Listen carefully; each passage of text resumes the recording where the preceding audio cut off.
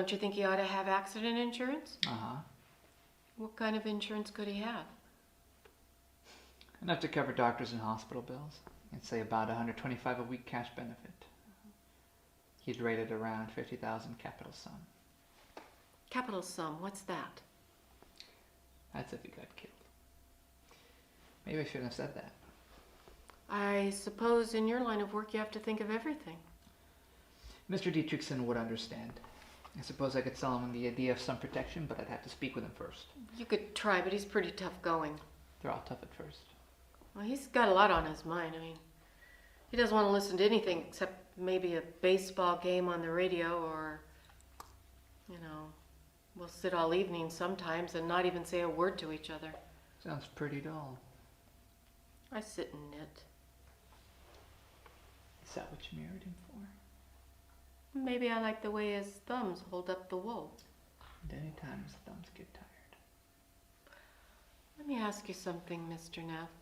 Is there a way that I could get a policy for him without having to bother him at all? How's that? On the other hand, maybe I'm just losing my mind. You are. You're losing your mind. What about Walter? I'm going to marry Walter. I just have to get this out of my system. Right. I should say something in this about magic. What? I don't know. I mean, what if I never meet him? What if this man is my destiny and I never meet him? Destiny can be your doom. Look at Rick and me. I want to meet you. On top of the Empire State Building at sunset on Valentine's Day. Good. Perfect. I'll be in New York with Walter. I could squeeze it in. You want to hear about destiny? If my husband hadn't gone on a diet, which caused me to leave him, I never would have been on that flight to Miami and met Rick and ended up having sex in the bathroom of a 727 with that little knob that goes vacant, occupied, vacant, occupied, vacant, occupied. You never told me you left your husband because he went on a diet. Mm-hmm. He lost all the weight there. That's not possible. Guy can't. Can too. No. Yeah. And then you left him. He lost weight there, and you left him? Plus, he fell in love with a temp. We need to talk and see if we can work through things. As you know, I authorized the use of overtime since it was budgeted, so that you would have an opportunity to get caught up and organized.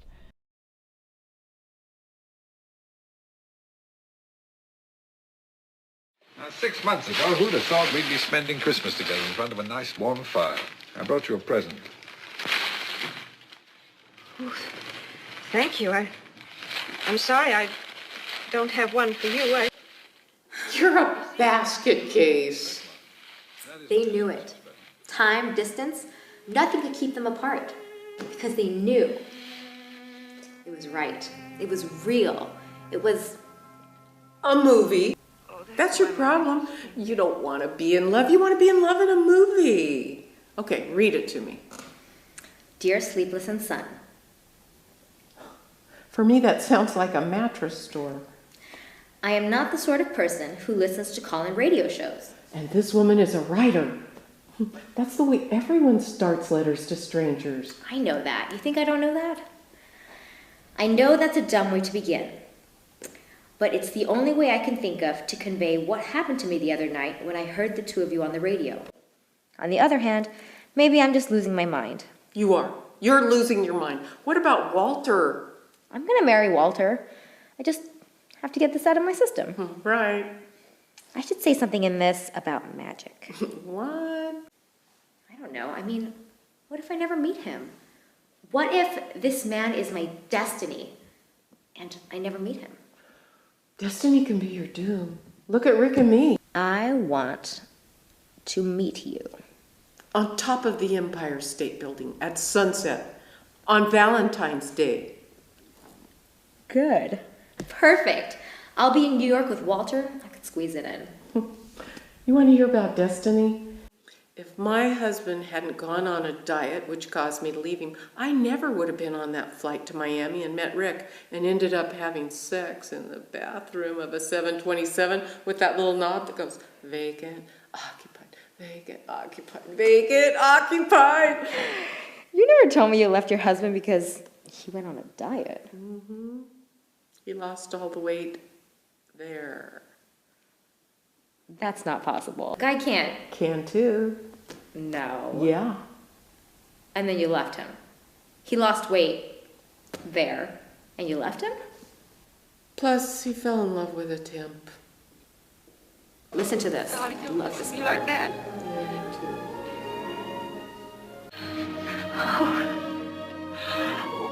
It was nobody's fault but my own. I was looking up. It was the nearest thing to heaven. You were there. Oh, darling, don't worry, darling. If you can faint, I can walk. Anything can happen, don't you think? Yes, darling. Yes, yes, yes.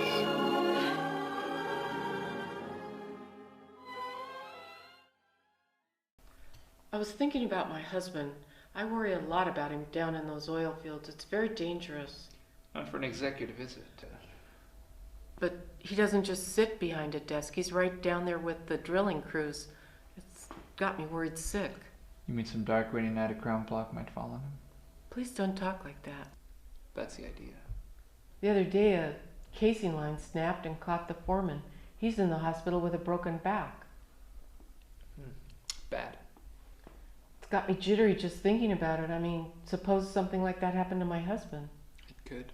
Don't you think he ought to have accident insurance? Uh-huh. What kind of a policy could he get?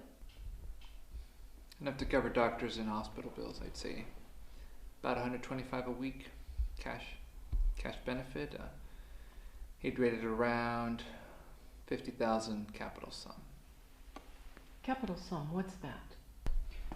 That's if he got killed. Maybe I shouldn't have said that. I suppose in your business you have to think of everything. Mr. Dietrichson would understand. I suppose I could sell him the idea of some protection. I'd have to talk with him first. You could try, but he's pretty tough going. They're all tough at first.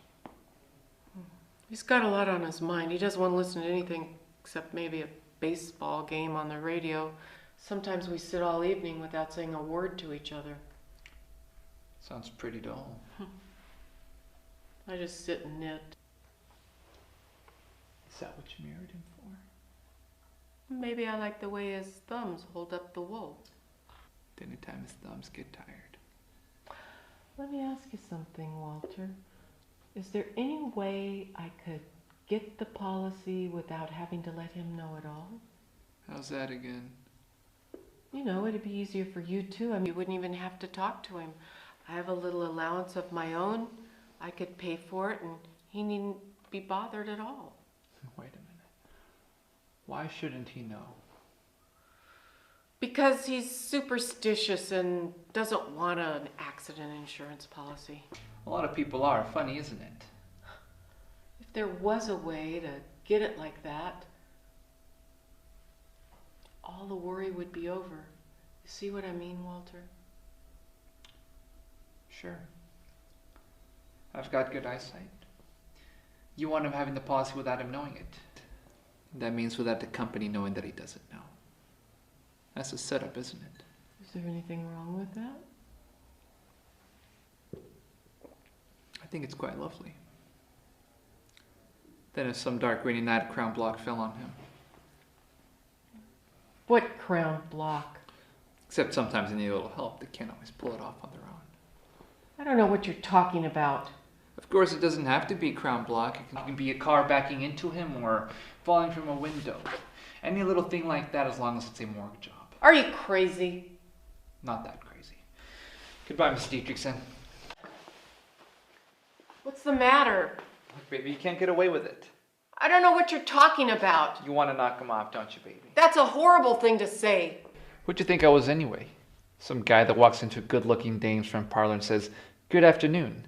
I sell insurance on husbands. Haven't been around a little too long. Someone you'd like to trade in for a little hard cash." Boy, what a dope I must look like to you. I think you're rotten. And I think you're swell. As long as I'm not your husband. Get out of here. You bet I will. I'll get out of here, baby, but quick. Hello, Jerry. Hello. Did you get a haircut? No, shower. Hey, where are we eating? Tell me if you think this is strange. There's this guy who lives in my building who I was introduced to a couple of years ago by a friend. He's a teacher or something. Anyway, after we met, whenever we'd run into each other on the street or in the lobby or whatever, we would stop and we would chat a little. Nothing much, little pleasantries. Well, he's a nice guy. I mean, he's got a family. Then after a while, I noticed there was not more chatting. We would just say hello and continue on our way, polite nodding. Then one day, he doesn't nod. Like I don't exist. He went from nods to nothing. You know I go from nods to nothing. And now, whenever we pass each other, there's this intense animosity. I mean, it's like we really hate each other, and it's based on nothing. A relationship is an organism. You created this thing and then you starved it. Turned on you. Same thing happened to the blob. I think you absolutely have to say something to this guy. Confront him. Really? Yeah, You would do that? I would if I was a different person.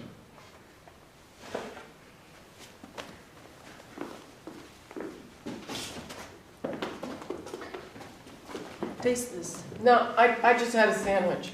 No, taste it. No, Taste it. I don't want cantaloupe now. You never had cantaloupe with this before. No, I only eat cantaloupe at certain times. Chris, this is great cantaloupe. All right.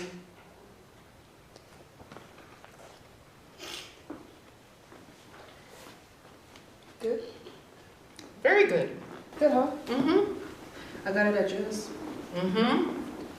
49 cents a pound. Practically half what you pay at the market. I don't know why you don't go to Joe's. Too far. It's 3 blocks further.